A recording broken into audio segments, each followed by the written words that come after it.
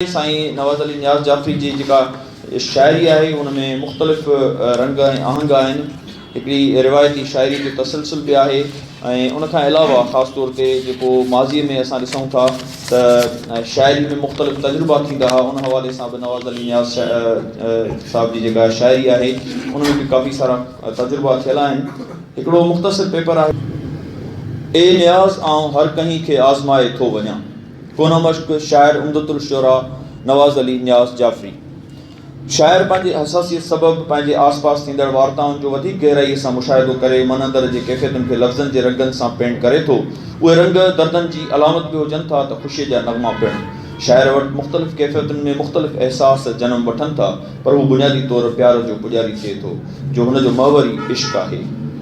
थिए मंज़ूर ही साह ऐं सिरभी करियां सदको, थिए मंज़ूर ही साह ऐं सिरभी कयां सदको, ऐं सॼण जे लाइ जिगर ऐं दिलि जा नज़राना बि छो न आहिनि। नियाज़ आहे मुनासिब दास्तां तुंहिंजो ॿुधे दिलबर, ॿुधण जे लाइ ॿिया अहवाल अफ़साना बि छो न आहिनि। उहे सिटूं ख़ान साहब नवाज़ अली नियाज़ जाफ़री जूं आहिनि जंहिंखे पंहिंजे दौर में उम्दतुल शुरा जो लक़ब सां नवाज़ियो वियो। संदसि शाइरी में न फ़क़ति गुलो बुलबुल सागरो मीना ज़ुल्फ़े यार जूं ॻाल्हियूं थियल आहिनि, पर हिन जी शाइरी पंहिंजे दौर जी मंज़ूम तारीख़ पिणु आहे जंहिंमें उन दौर जी तारीख़ी वाक़िअनि ऐं हालतुनि ते बि उन बेबाकीअ सां लिखियो आहे। संदसि शाइरी में मुख़्तलिफ़ इंडलठी रंग आहिनि जंहिंमें इस्तिलाही पहलू पिणु नुमायां तौरु नज़र अचनि था। नेक कम कोशिश करे कर कीअं बि अॼु थी होशियार, नेक कम कोशिश करे कर कीअं बि अॼु थी होशियार, नेक कम कल्ह ई करी हा जे न कयई कल्ह अॼु त कर, जे सुभाणे ताईं पंहिंजे दम ते नाहे एतबार, अॼु सुभाणे नेठि हलंदे जे कंदे नेकी नियाज़, नेक नालो पंहिंजो दुनिया में छॾींदे यादगार। हिन पंहिंजी शाइरी में अमन एके भाईचारे ऐं इंसानियत जी ॻाल्हि कई आहे। पंहिंजे वतन सां मोहबत जी ॻाल्हि कंदे चयईं त वतन जी हुब दिलि में नथी ईमान कहिड़ो थियो, वतन जी हुब दिलि में नथी ईमान कहिड़ो थियो, ऐं अमल नाहे जे इंसान में त पोइ इंसान कहिड़ो थियो। नवाज़ अली नियाज़ जाफ़री जो हिकु ॿियो तमामु अहम हवालो संदसि मज़हबी शाइरी पिणु आहे जंहिंमें हुन ख़ुसूस तौरु करबला जे वाक़े जो ज़िक्र कयो आहे। पंजतन पाक सां मोहबत ऐं अक़ीदत संदसि रग रग में रत जियां समायल हुई, जंहिंजो पतो संदसि शाइरी में पिणु पसी सघिजे थो। संदसि हिकु मरसीअ जूं चंद सिटूं मुलाहिज़ा कयो।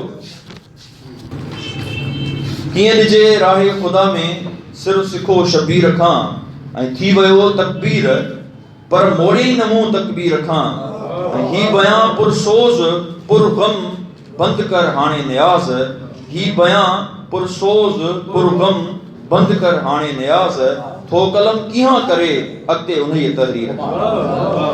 साईं नवाज़ अली नियाज़ जाफ़री इल्मु उरूज़ जो तमामु वॾो ॼाणू शाइर हो।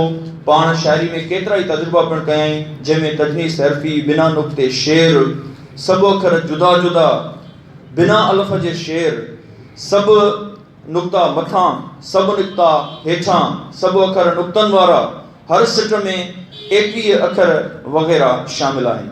हिकु मुशाइरे जी महफ़िल में गुलाब जे गुल खे माइक सां ॿधी पूरो नज़्म बउनवान गुलाब जो जे गुल सां ख़िताब जॾहिं पढ़ियईं त खेसि मंता तौरु गोल्ड मेडल सां नवाज़ियो वियो। उन ई नज़्म जूं कुझु सिटूं पेश कजनि थियूं।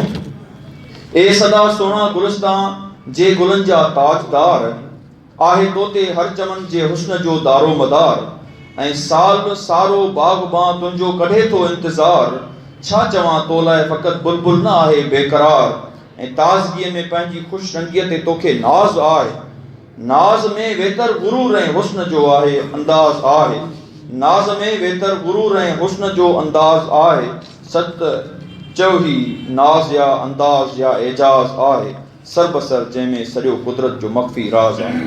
हिकिड़ो तवील नज़्म आहे जेको नवाज़ अली नियाज़ जाफ़री साहिबु हिकिड़े मुशाइरे में गुलाब जो गुल खणी अचे, गुलाब जो गुल माइक सां ॿधी ऐं हुन सां मुख़ातिब थी सॼो जेको आहे गुलाब जे गुल वारो उहो नज़्म पेश कयो।